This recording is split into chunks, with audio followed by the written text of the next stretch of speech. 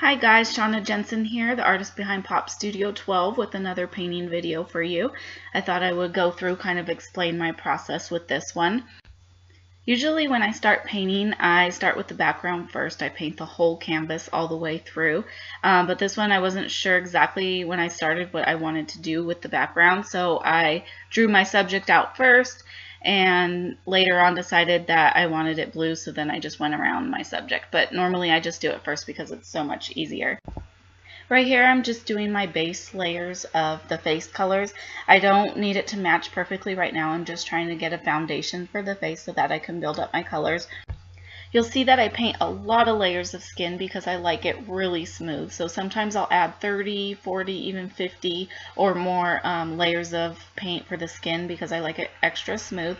I'm actually working on a Fredrix canvas. It's the Ultra Smooth Portrait Canvas. I usually work on masonite or wood board because you can get that really smooth. And I was really surprised with this canvas. I've never used this particular canvas before, and I was so surprised on how smooth the paint went on. It was just amazing. Like, I didn't even have to do that many layers. I think ultimately I ended up with about 4 or 5 layers of color for the skin because it just went on really smooth. So here I've done the lips and the eyes, and I'm just kind of glazing over the face a little bit more with a darker brown, just trying to darken up the shadows and bringing out the highlights right here just a little bit more. You'll also see on this one I'm bouncing around a lot. Usually I don't do that. I finish like the face first, then I'll do the lips, the eyes, the hair, and I finished each part completely, but I've kind of bounced around a lot on this one. Sometimes just because I'm letting the under layers, dry a little bit more, so then I'll move on to something else to start that first. I also want to add that the layering process is really important for making your work more realistic and just three-dimensional. I used to, when I first started painting, I would be so afraid because like sometimes you get good layers and then you'll do a next one and it's like a really horrible layer, and then you just have to keep working through it and just keep going on top of your layers because it will get better. And one of the mistakes that I used to make when I first started painting was when I would get an ugly layer, I would just give up and I wouldn't finish it, and I would just not keep going. And you have to push through because that's going to happen. You're going to get ugly layers, some better than others, even if the layer before was really good. So just push through. Right here I'm working on the flowers, and sorry I lost a little bit of this footage here because my camera died and I didn't know it.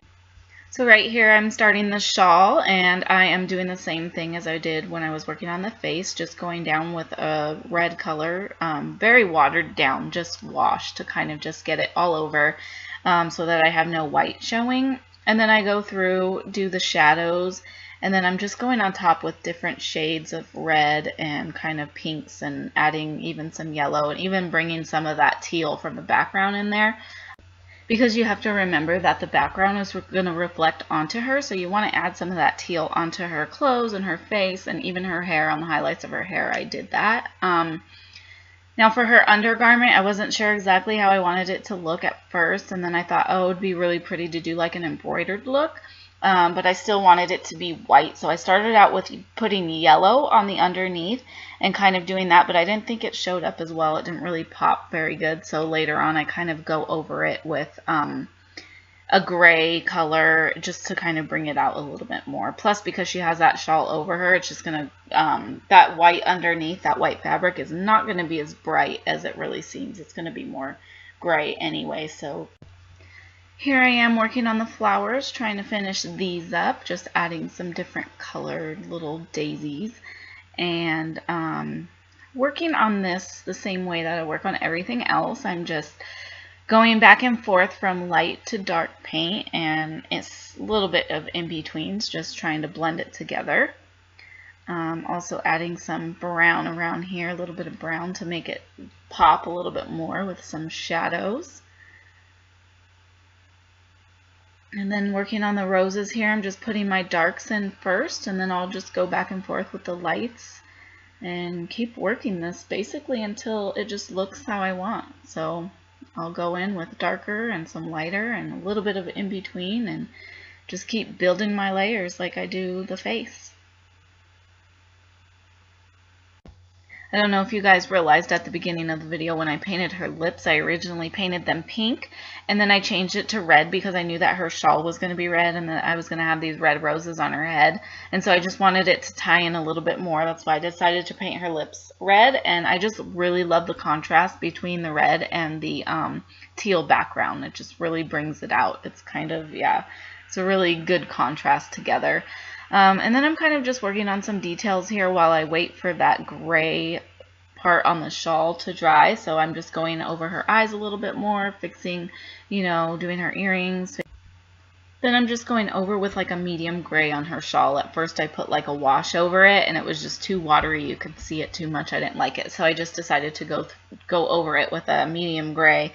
And then I will do the little embroidered design on top, and it's just going to make it look so much better. So going back over still the shawl a little bit more, trying to get it perfect how I want. And then I'm doing the detail on the eyes here, just adding in some highlights, and again you'll see me glazing over some blue just to tie it in with the background and doing the highlights. There I am with the embroidered look on that under part. And then the last thing I'm doing here is her tears. So that's it for this one. If you guys like this video, please give it a like and subscribe to my channel. Also follow me on all my other social media accounts. I would really appreciate it.